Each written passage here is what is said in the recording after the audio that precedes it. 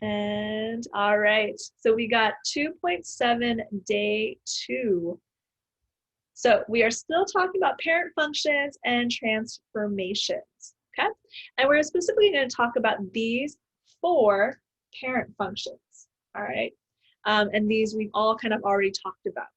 So starting with the constant function, which is just y is equal to some number. Like it can be y is equal to 2, it can be y is equal to 100, y is equal to -5, right? It could be anything. And it's just going to be a horizontal line through that number. Okay. All right, a linear function, you guys have y is equal to mx plus b, which you all know, slope-intercept form. And this will also be a line, but it will be diagonal instead of horizontal, okay? And that parent function is just y is equal to x. Now, when I say parent function, guys, this is like the basic function, right? No translations, no reflections, no dilation. It's just the original parent function with nothing special, right? So it's just the basic function. That's what I mean by parent function. All right, your absolute value function will be y is equal to, I'm going to use m here because it's kind of like a pseudo slope. You guys remember that pseudo slope? M absolute value of x minus h, absolute value, plus k. All right, and that's our general form of absolute value function. It's shaped like a V, and your parent function is y is equal to absolute value of x. All right, and then we have our quadratic.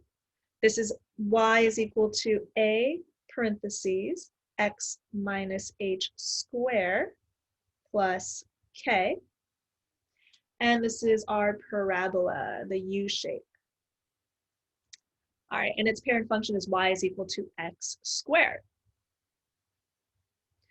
All right, so just to see each one on a graph, your parent function for the constant function is just horizontal line, right? So this one specifically is y is equal to 0. Linear function will be a diagonal line. And this is y is equal to x. Absolute value function is your v, and this is y is equal to absolute value of x. And then your quadratic function is your u. So y is equal to x squared. Starts at the origin. And remember, my trick is that you go up 1 over 1, up 3 over 1, up 5 over 1 if you have the space. But remember that it goes up by this much each time. All right, and those are the 4 parent functions that we're going to work with and do all our transformations on. All right, so let's go ahead and try these with some transformations. So number 1, describe the transformation of each graph and then graph the function.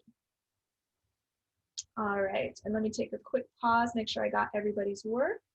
And number 1, y is equal to x minus 4. Okay, so this actually is a translation down 4 because of this minus 4. Okay, so translated down 4 would be from the origin. Down 4 is that point. And the slope is the same. So slope of 1 gives you a graph like that. Okay. Number 2, we have an absolute value of x plus 5. So remember my trick, when something is being added or subtracted inside the function, set that whole thing equal to 0, solve for x, and this tells you that this is going to be translated left 5. okay, because of that -5. So translated left 5 from the origin gets me this point right here. And it's an absolute value function, so that's the v, okay? So I'm gonna go pseudo slope of 1 and then mirror the v on the other side, like that. Okay. Number 3, I have my quadratic, so it's a parabola. I have a -3 outside of the square. It's not being squared, so that's going to be a vertical shift, okay? So this is translated down 3, giving me this point. And I'm just going to go up 1, up 3, up 5 from there. 5 doesn't fit, so I'll just stop at 3. Okay, any questions up to here? Let me take a quick pause. Okay, all right, let me do, let's see, one more, and then I think that's all the time we have left. All right, so this one's a little bit different.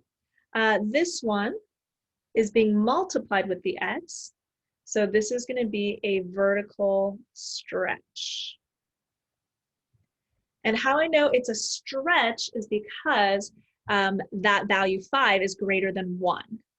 All right, if it was a small number like a fraction or a decimal, then it would be a vertical compression. But it's high, so it's a vertical stretch.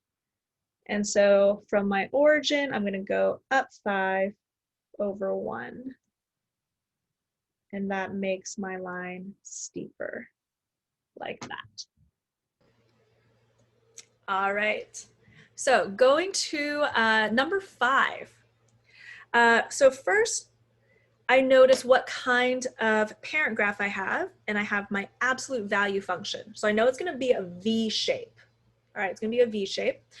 And I have nothing being added or subtracted, so no translations, no shifts. I just have this -1/2 being multiplied. So that means it's either going to be a vertical stretch or a vertical compression. And let me call on somebody to tell me which one they think it is. You have a 50-50 chance. All right, vertical stretch or vertical compression? Luke, what do you think? I'm thinking stretch. The other one.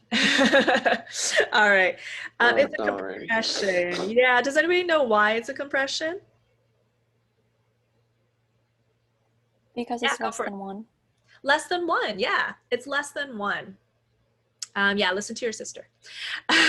So you have a vertical compression, and because it's a V, you guys can use that 1/2 as like a pseudo slope. So you go up 1 over 2, up 1 over 2, and just mirror it on the other side to get your V. All right, and that is it. Okay, as opposed to number 6, this one is a vertical stretch because it's greater than 1. And this is going to be a parabola shape because it's an x square. No shifts, right? No adding, no subtracting. So I start with my origin. And I usually go up 1, up 3, up 5. But because A is 2, I'm going to go up 2, up 6, up 10. Right, multiply those numbers by 2 to get those. So up 2, and that's all I can fit. So that is my graph. Okay, with our remaining time, I'm gonna go to this last page. I'm gonna just do a couple. All right, and this is going the opposite way. Write an equation for the function. All right, so let me start with, let's do number 8. All right, so number 8, it's a V shape. So because it's a V shape, I know it's going to be a y is equal to absolute value of x. But now I have to see what transformations happened. So I notice it shifted down 3. And my pseudoslope is still 1. So that's the only thing that happened. It shifted down 3. So I'm going to go y is equal to absolute value of x minus 3. Outside the absolute value, right? Outside absolute value, since it shifted down and not like left. All right, and that's it for number 8. Let's do number 9. This one, I notice that it is a U shape. So that means I'm going to do y is equal to x squared as my parent function. Transformation, it went up 1. And let me check and see if there's any sort of widening or, you know, any vertical stretching. And it doesn't look like, it's just going up 1, up 3. So there's no vertical stretch or compression. So I'm just going to go y is equal to x squared plus 1. All right. Let me see if I can fit in 2 more. Let me do number 12. All right, number 12, I have a V shape. So I know this is going to be y is equal to absolute value of x. No shifts, but I notice my pseudoslope is 2. So I have a vertical stretch. So my final answer is going to be y is equal to absolute value of x being multiplied by that 2. Okay, guys, the last one, the hardest one, is actually number 15. All right, so number 15, there's quite a few things happening here. Put an arrow there. So this one, I noticed that it is a V shape. So that tells me it's going to be y is equal to absolute value of x. And I have 2 shifts. I have a shift right 3. All right, so 3 to the right. I have a shift of 6 up. And I also have an up and down flip. It flipped vertically. Okay, so a reflection. So those are the 3 things that are happening in this graph. So to put this all in an equation, right, I start with my y is equal to, because it shifted 3 to the right, I'm going to go x minus 3. Okay, 3 to the right will be x minus 3, because remember, think of positive 3 is what x would have to be to make that 0. I have 6 up, so I'm going to do plus 6. And then because it's flipped up and down, I'm going to have a negative outside of my absolute value. And that is my final answer. All right, guys, that